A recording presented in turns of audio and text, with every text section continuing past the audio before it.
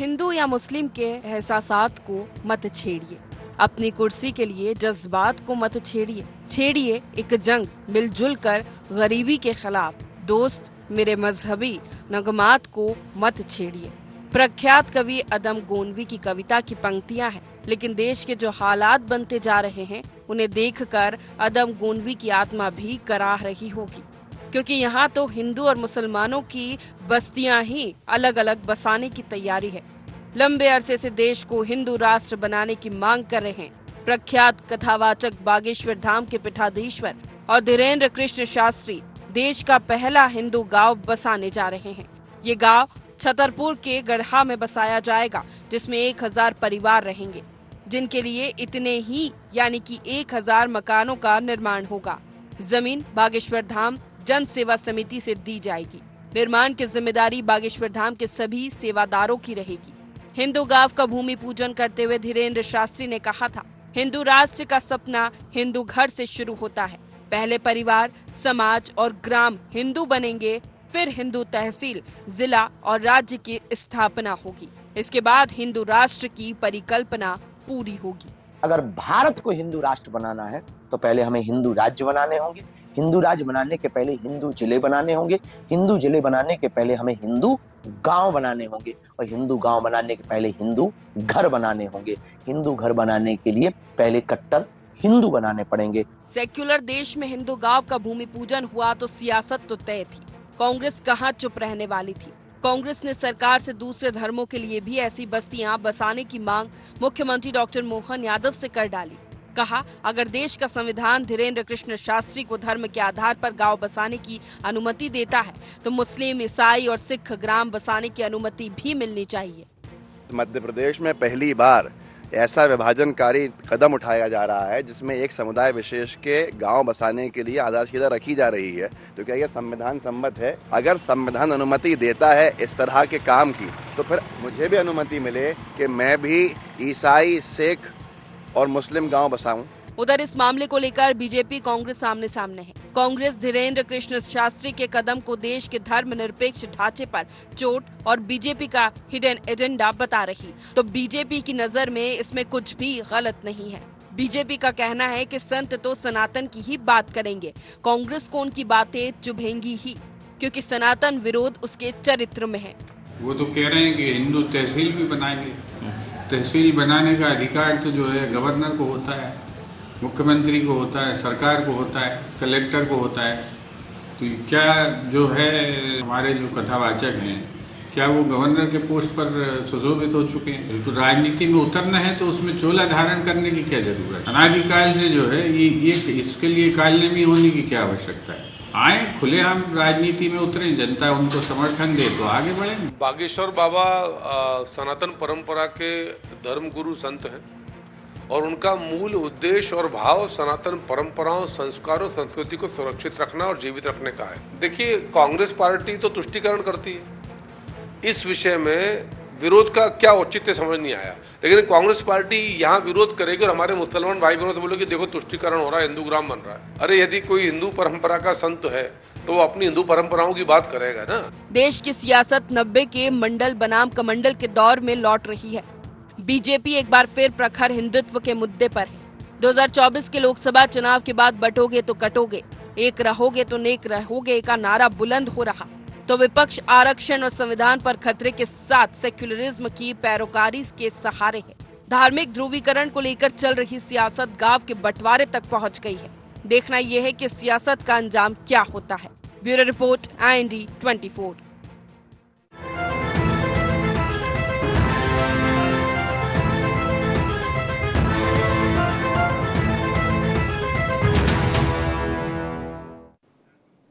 तेरा गांव मेरा गांव IND एजेंडा में आपका स्वागत है। मैं हूं आपके साथ नवीन पुरोहित।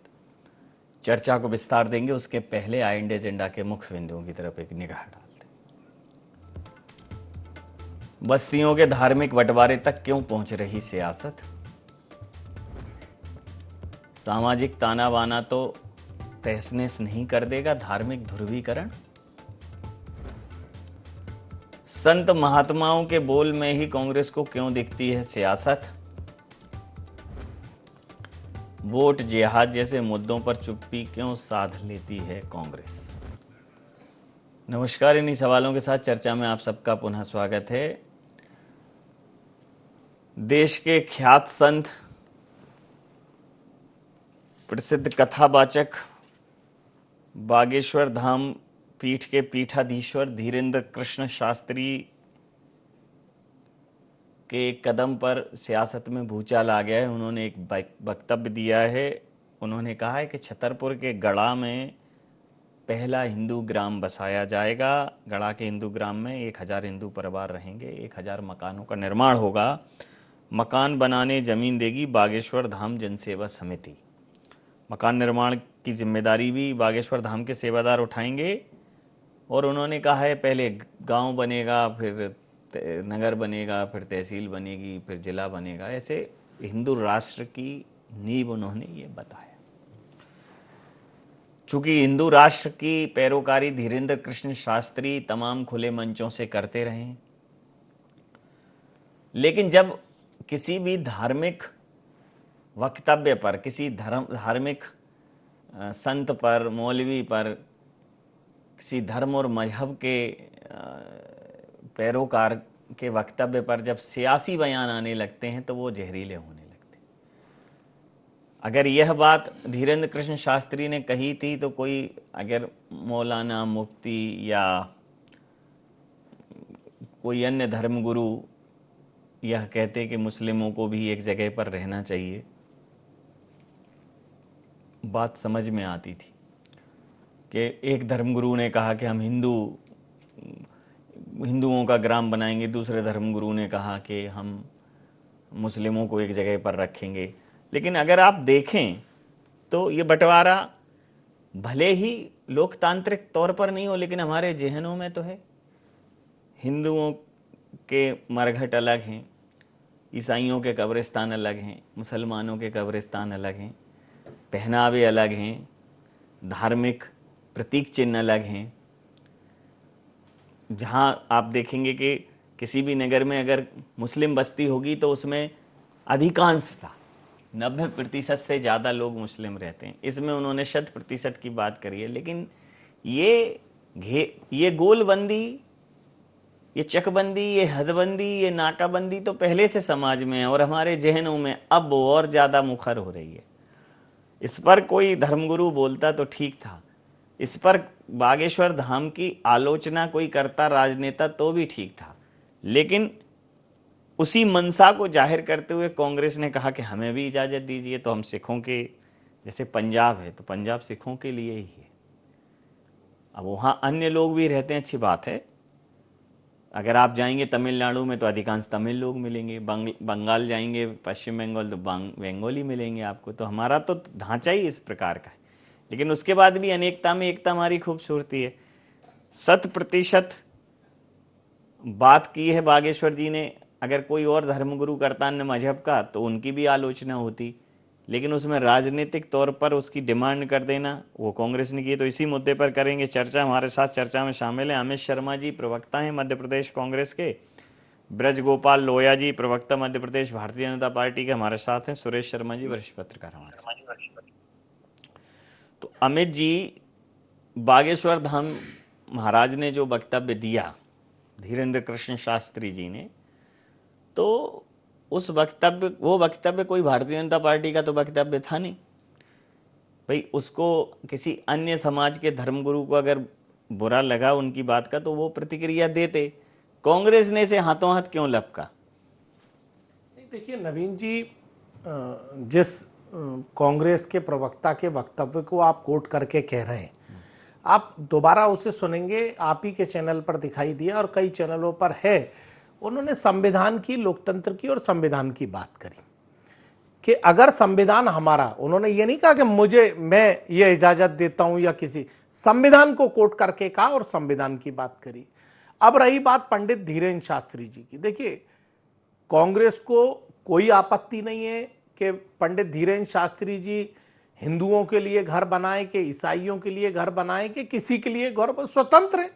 क्योंकि पंडित धीरेन्द्र शास्त्री जी के शायद माता पिता के पास, दादा के पास बहुत ढेर सारी जमीन होगी और वो चाहते हैं कि मैं नहीं, उन्होंने माता पिता की कहाँ का, उन्होंने कहा तो वो जन सेवा समिति बागेश्वर था। जन सेवा समिति के लिए देखिए, मेरे जिसका जैसे एक संत थे चिन्मयानंद जी, उन्होंने एक टापू बना लिया था, तो किसी को कोई आपत्ति थोड़ी थी। बाद में पता चला उस टापू में कौन लोग थे, उनके लोग थे कि पराये लोग थे, एक सीमा के। अब ये भी एक टापू बना लेंगे और अच्छी बात है भाई, हिंदुओं के लिए घर बना रहे हैं, कल हिंदुओं के लिए स्कूल बनाएंगे, कल एक सिखों के स्कूल बनेंगे, कल धर्मगुरु बनेंगे। प्रधानमंत्री जी आए थे भाई, मोहर लगा गए, देश के प्रधानमंत्री आए, राष्ट्रपति आए, तो धीरेन्द्र शास्त्री जी अगर हिंदुओं के घर बना रहे हैं, मुझे तो कोई ऐसी दिक्कत दिखाई नहीं देती। लेकिन हां, उन्होंने कहा कि तहसील बनाएंगे, जिले बनाएंगे, तो इस पे मेरे ख्याल से पंडित धीरेन्द्र शास्त्री जी को इस अमेंडमेंट कराना पड़ेगा संविधान में,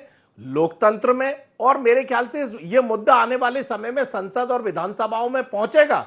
भारतीय जनता पार्टी के लोग हों या तमाम कोई भी व्यक्ति हो जो इस मुद्दे से है, वो लोकतंत्र की महती भूमिका की पृष्ठभूमि को परिवर्तन करना पड़ेगा। अगर धीरेन्द्र शास्त्री जी चाहें तो उसमें भी परिवर्तन करा दें, हमें किसी तरह की कोई आपत्ति नहीं है। लेकिन उन हिंदुओं के बारे में भी सोचना पड़ेगा जो हिंदू बेरोजगार हैं, उन हिंदुओं के बारे में भी सोचना पड़ेगा जिनके साथ अत्याचार हुआ है बांग्लादेश में। और हमारे प्रधानमंत्री हाल ही में बांग्लादेश के प्रधानमंत्री के साथ बगल में बैठे थे और उनके साथ जो है फोटो तस्वीरें सामने आई। तो भाई हिंदू हैं, हिंदुओं के साथ अत्याचार हुआ है तो वहां चर्चा करनी चाहिए थी, वहां उनके पास भी नहीं बैठना चाहिए था। तो मेरे ख्याल से इन सारी बातों का मापदंड लब्बो लबाब यह है कि कांग्रेस को किसी तरह की दिक्कत नहीं है।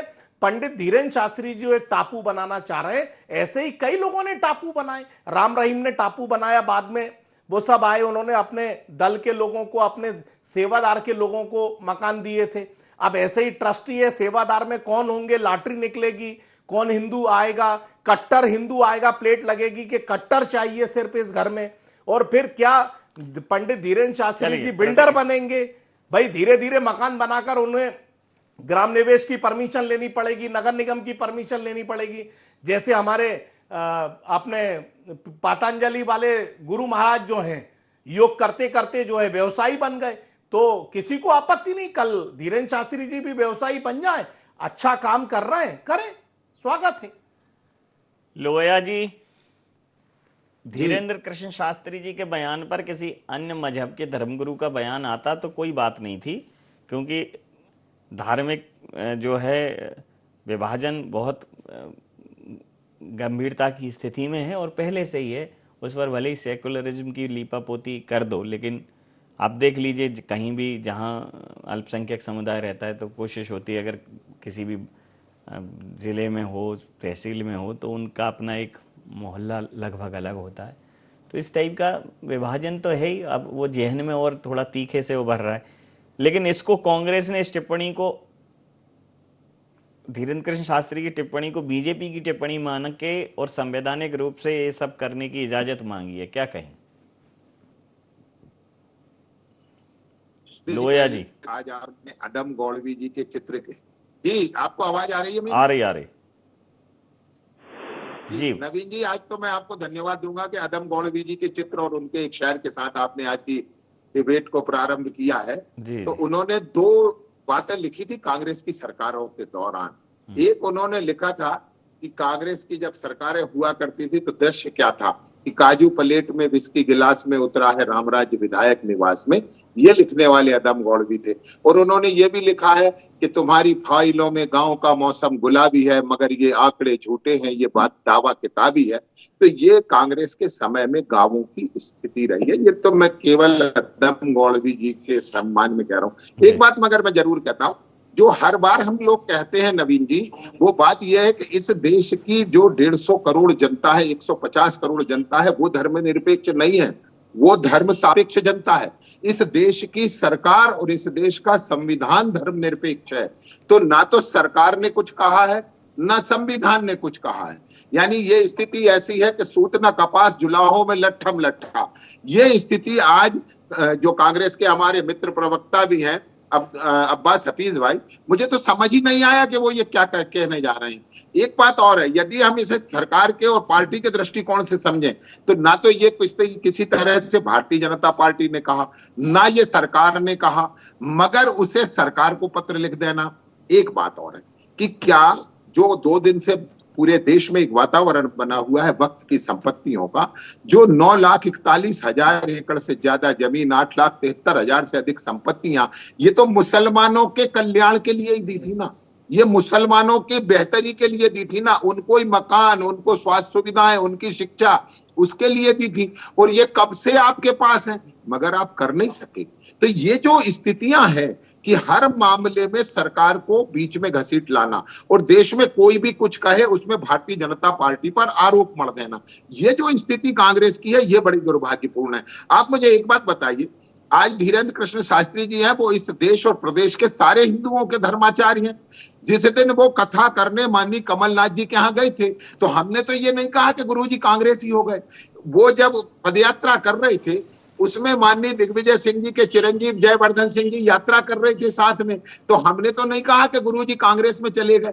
अरे गुरुजी केवल गुरुजी हैं और वो सनातन धर्मावलंबियों के, हिंदुओं के गुरु हैं, और उनके विषय में, उनके कल्याण के लिए सोचना करना उनकी जिम्मेवारी है, क्योंकि उन्हें जो फंड आता है वो पूरा फंड उसी धर्म और परंपरा को मानने वालों से आता है, तो किसके लिए खर्च करेंगे, ये उनका विषय है।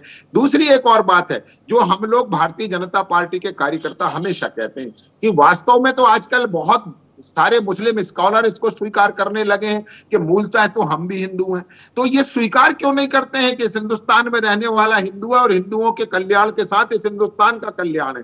तो ये जो स्थितियां हैं कि हर बात में केवल राजनीति करना और कोई कहीं कुछ भी कहे उसमें भारतीय जनता पार्टी और सरकार को बीच में घसीट कर लाना, ये जो ट्रेंड चला है ये दुर्भाग्यपूर्ण है। और मैं फिर से कहता हूं कि जो भी हिंदू धर्माचार्य हैं वो उनके कल्याण के लिए अगर कोई काम करते हैं तो सरकार का ये विषय नहीं है। दूसरा, यदि कोई मुस्लिम धर्माचार्य है, कोई सिख धर्माचार्य है, वो अपने लोगों के कल्याण के लिए काम करते हैं तो करें, वो उनका विषय है, वो सरकारों का और पार्टियों का विषय नहीं है। और मुझे जो लगता है कि जिन समुदायों से धन आ रहा है वो किस पर्पस से आ रहा है, वो तो वहां अस्पताल भी बना रहे हैं, उनको वहां यूनिवर्सिटी बनाने की भी योजना है, मेडिकल यूनिवर्सिटी भी बनाने की योजना है।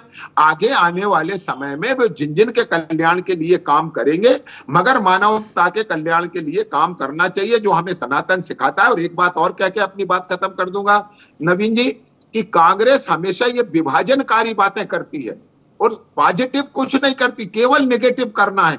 आप भी कुछ अच्छा करिए, आप भी कुछ अच्छा बताइए। हम कह रहे हैं कांग्रेस पार्टी को क्या आवश्यकता है कि मुसलमानों के लिए, सिखों के लिए, जैनों के लिए और बौद्धों के लिए घर आप बनाइए ना, कौन आपको रोक रहा है? आपने तो इस देश के लोगों से विभाजन के समय से लेकर आज लोगों से घर छीनना और छत छीनने का काम किया है। आज आपको इसकी चिंता है? प्रतिक्रिया लेता हूँ। सुरेश शर्मा जी, पूरा मामला अब आपने सुनी लिया होगा। धीरेन्द्र कृष्ण शास्त्री जी जो बागेश्वर धाम के पीठाधीश्वर हैं, उन्होंने कहा है कि हम अपनी समिति के माध्यम से, बागेश्वर धाम जन सेवा समिति के माध्यम से एक हिंदू ग्राम बनाएंगे। उसकी आज उन्होंने उसका भूमि पूजन किया। 1000 हिंदुओं को बसाएंगे, कट्टर हिंदुओं को। फिर यह श्रृंखला बढ़ेगी। तमाम मंचों से वो हिंदू राष्ट्र की बात कह भी चुके हैं। उनके इस बात को अगर कोई धर्मगुरु अपोज करता तो ठीक रहता, उसी तल्ख लहजे में भी जवाब देता तो भी समझ में आता। लेकिन कांग्रेस ने इसको अपोज किया और कांग्रेस ने कहा हम तो संविधान से मांग करते हैं कि हमें भी ऐसे ईसाई, सिख और मुस्लिम के अलग अलग वो बनाने के लिए, गांव बनाने के लिए परमिशन दे दी जाए। क्या कहें? देखिए, मेरा मानना यह है कि कांग्रेस ने विरोध नहीं किया है, कांग्रेस ने अपनी भावना व्यक्त की है। कांग्रेस क्या चाहती है, कांग्रेस क्या करने की इच्छा रखती है, ये उसने कहा है। उसने धीरेन्द्र शास्त्री जी का विरोध नहीं किया, मेरा मानना है। उन्होंने ये कहा है कि हम मुसलमानों के लिए बनाना चाहते हैं, ईसाइयों के लिए बनाना चाहते हैं, तो वो तो पहले दिन से कर रहे हैं, कोई नया काम तो इसमें है नहीं। और जहां तक एक आज बीमारी चल गई है नवीन जी, कि सारी चीजों में ये कहा जाए कि वो संविधान में ऐसा है, संविधान का कहा, कौन ने कहा संविधान को हम नहीं मानेंगे, या कौन ने कहा कि संविधान को मानेंगे? मैं आपके चैनल पर इससे पहले भी कह चुका हूं, सारे आप सब लोग विद्वान हैं, पहले ये डिसाइड करना पड़ेगा देश को कि ये संविधान बाबा साहब अंबेडकर वाला है या संशोधन वाला संविधान है। आपने इतने संशोधन कर दिए कि बाबा साहब तो रहे ही नहीं। आपने सुधांशु त्रिवेदी की उस टिप्पणी को सुना होगा, मैंने उसको अध्ययन किया कि नेहरू जी के समय से लगाकर इंदिरा जी और सोनिया गांधी जी के समय तक आते आते उसके अंदर इतने संशोधन हो गए और वो मुस्लिम समुदाय के लिए इस्लामिक संविधान बनने जैसी स्थिति में आ गया। ये एक बहुत गंभीर बात है और इसको प्रमाणित करने के लिए आप केवल इसी मुद्दे पर कभी डिबेट बुलाने के लिए मुझे बुला लीजिए, मैं आपको बता दूंगा। जी जी। आप ये देखिए कि जब हमारा बंटवारा हुआ तो बंटवारा विशुद्ध धार्मिक आधार पर हुआ और हम चूंकि सनातन को, हिंदुत्व को मानने वाले लोग हैं, हमसे मतलब कांग्रेस, भाजपा, सब हम लोग जो है उस मानसिकता के ही है कि हमारे यहाँ सेकुलरिज्म, सबको समानता, समभाव, और कांग्रेस का ये नारा सर्वमान्य था कि सर्वधर्म समभाव। सब मानते थे, हम भी मानते हैं, मैं भी मानता हूं, सब मानते हैं। आज एक एक के साथ हमारे संबंध बहुत बढ़िया है, लेकिन हमें कल्पना को अपनी ज्यादा उड़ान नहीं देना चाहिए। आप धीरेन्द्र शास्त्री से ये अपेक्षा कैसे करोगे कि वो सिखाएगा? आप धीरेन्द्र शास्त्री जी से ये कैसे अपेक्षा करोगे कि वो ईसाई गांव बसाएंगे? वो बसाएंगे तो हिंदू गांव बसाएंगे। हिंदू गांव बसाने का अभिप्राय, हिंदू तहसील बनाने का अभिप्राय, हिंदू जिला बनाने का अभिप्राय ये बिल्कुल कतई नहीं होता। ये जिनको संविधान की बीमारी हो गई वो राज्यपाल और राष्ट्रपति तक जा रहे हैं। उनका मतलब ये है कि जो विचार काम करने का है, पूजा पद्धति का है, रहन सहन का है, त्योहार बार का है, ये सारे अपने अपने मजहब के हिसाब से। क्यों साहब, अभी एक महीने तक रमजान का हुआ समय, क्यों इस बात पर विवाद उठा कि मोहम्मद शामी ने पानी क्यों पी लिया, ग्लूकोज क्यों पी लिया? क्योंकि ये उनके धर्म की मान्यता है, इसलिए धर्म के जो लोग थे, प्रमुख लोग थे, उन्होंने उस पर टिप्पणी की। बागेश्वर धाम के बाबा जी से आप ये अपेक्षा करोगे कि वो उनके पानी पीने पर टिप्पणी करेंगे तो क्यों करेंगे? तो वो सनातन संस्कृति को मानने वाले लोगों का विस्तार करेंगे, ये बिल्कुल मानने वाली बात है। और अगली बात मैं आपके सामने एक और कह करके, अब मुझे लग रहा है कि मुझे इतना ही बोलना चाहिए। मुझे एक चीज ये कहना, बिल्कुल कहना है कि आज इस देश में जो हो रहा है वो 1947 में होना चाहिए था। हमने इस देश की जनता के साथ, 150 करोड़ लोगों के साथ सत्ता ने अपराध किया है। उसी दिन हमारी मानसिकता को, और अब आप उसी में देख लीजिए, हमारी मानसिकता को आपने सम्मान नहीं किया। जी, प्रतिक्रिया लेते ये आप नहीं, एक लाइन और जी। आप इस बात को देखिए कि जब वक्फ कानून में संशोधन आता है तो केवल 24 मुस्लिम सांसद हैं सदन में, 24 ओनली, और समर्थन दिया 200, विरोध किया 232 ने। और आप देख लीजिए कि कितनी भी राजनीतिक पार्टियों में अलग अलग मुस्लिम समुदाय के लोग थे, वो छोड़ के जा रहे हैं। इसलिए जा रहे हैं कि उनकी कोई आइडियोलॉजी नहीं है, कोई उनकी फिलॉसफी नहीं है, उनकी केवल फिलॉसफी इस्लाम है। इसलिए आप दूसरों को प्रतिबंधित नहीं कर सकते। ऐसा आप करते हैं तब सीधा ये लगता है कि आप एंटी हिंदू होने का प्रयास कर रहे हैं। जी, तो ये एक उनके अपनी पूजा पद्धति, अपने यजमानों का, अपने भक्तों का जो उनके पास समर्थन है, उसके माध्यम से बात थी। तो कांग्रेस ने मतलब उनकी बात का समर्थन किया कि हाँ ठीक है, धीरेन्द्र शास्त्री बसा रहे हैं तो हमें भी इजाजत दी जाए। मतलब उसी चीज को आप संवैधानिक रूप से चाहते। देखिए नवीन जी, जब क्या होता है कि जब राजनीतिक संगठन दो चश्मे पहन लेते हैं और राजनीतिक संगठन के साथ कुछ बुद्धिजीवी भी राजनीतिक आधार पर जुड़ जाते हैं तो बड़ा विषम परिस्थिति। जैसे आपने कहा कि कांग्रेस के प्रवक्ता ने, पहले तो मैं पुनः आपको एक बात याद दिला दूं कि कांग्रेस को मैं अधिकृत प्रवक्ता के तौर पर कहना चाह रहा हूं कि वरिष्ठ पत्रकार जी भी, और ऐसा भारतीय जनता पार्टी के प्रवक्ता से प्रतीत हो रहा है कि कांग्रेस को बहुत आपत्ति है। भाई उनके पिताजी ने दान की होगी, उनके पास ज्यादा जमीन होगी, वो पैसे वाले घर से हैं, धीरेन्द्र शास्त्री जी खूब पैसा है उनके पास, तो मेरे ख्याल से वो जमीन बनाए, हिंदुओं को दें, मेरे को दें, किसी को दें, हमें कोई आपत्ति नहीं। कांग्रेस को अच्छा काम कर रहे हैं, लेकिन रोजगार हिंदुओं के बारे में भी वो बात करें। जैसे आपने कहा कि ये उस प्रवक्ता ने इस बात को गलत कहा, तो मेरे ख्याल से जो मेरा विवेक है, और वरिष्ठ पत्रकार बैठे हैं, मेरे पिता तुल्य काफी सीनियर हैं, लेकिन हमारे यहाँ जो गुरु महाराज कहा जाता है, जो कहीं ना कहीं शिक्षा और शिक्षा ज्ञान देने वाले जो लोग होते हैं, उनके मुंह से कभी कभी इस तरह की ध्रुवीकरण की कट्टरता, अरे हमारे देश में कट्टरता का कहीं कोई वो नहीं है। चाहे किसी मौलवी ने कट्टरता की बात करी तो कांग्रेस के लोगों ने और आम इस जनता ने उसका विरोध करा है। हम कट्टरता के विरोधी हैं, ना कि हम किसी समाज के। मैं कहना चाहता हूं कि अच्छी परंपरा उन्होंने शुरुआत करी, उसका स्वागत है, लेकिन जब एक तरफ ये बात करते हैं कि कांग्रेस ने अमेंडमेंट कर दी है, तो इस बात पर आज जो 14 से पहले जिद चली, जो अमेंडमेंट हुए, मेरे ख्याल से उस पर भी कभी कभी किसी को चर्चा करनी चाहिए और मुझे भी बुलाना चाहिए डिबेट में। मैं भी तथ्यों के साथ हाजिर होऊंगा। आज इस तरीके से, जिस तरीके से एक प्रोपोगेंडा ये कांग्रेस को डैमेज करने की कि ये हिंदू विरोधी है, इस मामले में जो 2014 से आज तक लगा है, अगर कांग्रेस ने कहा कि उन हिंदू का क्या दोष है जो बेरोजगार बैठा है, उस हिंदू का क्या है जो किसान आत्महत्या कर रहा है, क्या वो हिंदू नहीं था? कांग्रेस ने ये नहीं क्या कहा, वो हिंदू नहीं था जो किसान बॉर्डर पे बैठा था, बॉर्डर पे बैठा था उस, और कितने हिंदू पंडित जम्मू कश्मीर चले गए वापस अपनी जमीनों को लेने। मेरे ख्याल से आपने कभी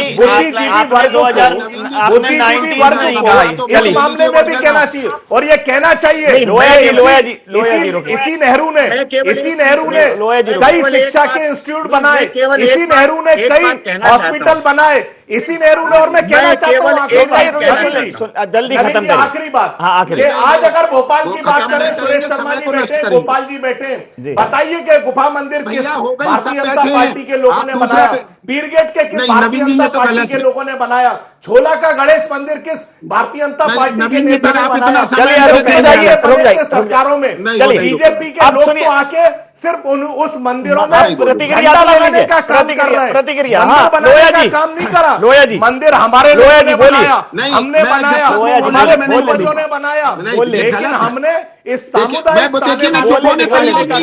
कुछ मालूम नहीं है। और अब मैं कठोर मैंने नहीं कहा था, अब मैं दूसरे विषय पे बात करता हूं। यदि जो इनकी बातों से लग रहा है कि अब्बास हफीज ने कांग्रेस प्रवक्ता के रूप में नहीं कहा, ये ऐसा इनकी बातों से प्रतीत होता है, तो क्या एक मुसलमान होने के नाते से कहा है? और यदि उस नाते से आपने कहा है तो आपने कितने अघोषित बस्तियां बना दी हैं। क्या है भोपाल का टीला जमालपुरा, क्या है भोपाल का आरिफ नगर, और अभी 8 दिन पहले ही आप और हम सब चर्चा कर रहे थे कि किस तरह भोपाल के कौन से मंदिर आपने बनाए? अरे मंदिर लोया जी बीजेपी के आप लोगों ने बनाए, ये बताइए भोपाल में, कोशिश की है, बताइए मुझे। आपने जिलों में कांग्रेस के जमाने में बना, गोपाल मंदिर कांग्रेस के जमाने में बना, गणेश मंदिर कांग्रेस के जमाने में बना, आपने लोग मंदिरों में आके झंडा लगाने का काम किया। लीजिए राजनीति मत करो भगवान की आड़ में, हिंदुओं का कर्तव्य और नैतिकता, उसको रोजगार दीजिए, इस देश के ताने बाने को मत बनाइए। सुन ली ताने वाने को। जी बोलिए। मैं बीच में हस्तक्षेप करना नहीं, अब तो आप लास्ट में कर दीजिए, बिल्कुल समय समाप्त है, आप अंतिम प्रतिक्रिया के साथ चर्चा समाप्त कर दीजिए। जी शर्मा जी बोलिए। हाँ, मैं ये कहना चाहता हूं कि जो जानकारियां नहीं है उनका उल्लेख बिल्कुल नहीं करना चाहिए जी। मैं 2 उल्लेख आपके सामने करता हूं, यदि इसी टाइप की बात सुनना है तो। जी, पीरगेट के मंदिर से कांग्रेस का क्या लेना देना? उस कर्फ्यू में मैंने डंडे खाए हैं, उस आंदोलन में मैं शामिल रहा हूं, उद्धवदास जी मेहता के साथ बैठकों में मैं रहा हूं। यदि अमित भाई मेरे बिल्कुल निश्चित रूप से मैं उनका बहुत आदर सम्मान मेरे बेटे की तरह है, मैंने भी घोषणा करके कह रहा हूं ये बात। यदि कैलाश दुबे जी और ये सारे लोग भाजपा के नहीं थे तो किनके थे? एक बात। तीसरी बात, में दूसरी बड़ी बात कह रहा हूं आज आपके चैनल पर जी। आपने डॉक्टर शंकरदयाल शर्मा को लास्ट चुनाव जिताने के लिए और जो है अपने जो बड़ी मस्जिद है उस मस्जिद के पास का पूरा ताजुल मार्केट जो है पूरा का पूरा दे दिया आपने। वहां एक मंदिर था, डीपीआई थी, दिग्विजय सिंह ने उनको हटवा दिया, मंदिर हटवा दिया। 12-14 साल तक चलने वाली, 12-14 साल तक कंटिन्यू दिन रात चलने वाली रामायण का आपने जो है वहां से हटवा दिया। आप किस तरीके से बातें कर रहे हैं, मुझे समझ में नहीं आता। एक बात और आपसे कहना चाहता हूं, आग्रह पूर्वक निवेदन कि दिग्विजय सिंह जी ने जो जिला कांग्रेस को जमीन बस स्टैंड के पास दी, वो अपने चुनाव में दिग्विजय सिंह साहब ने गुरुद्वारे ट्रस्ट को वापस करी। आपने कब भारतीय जनता पार्टी के लोगों ने अपनी जमीनें ट्रस्ट को दी?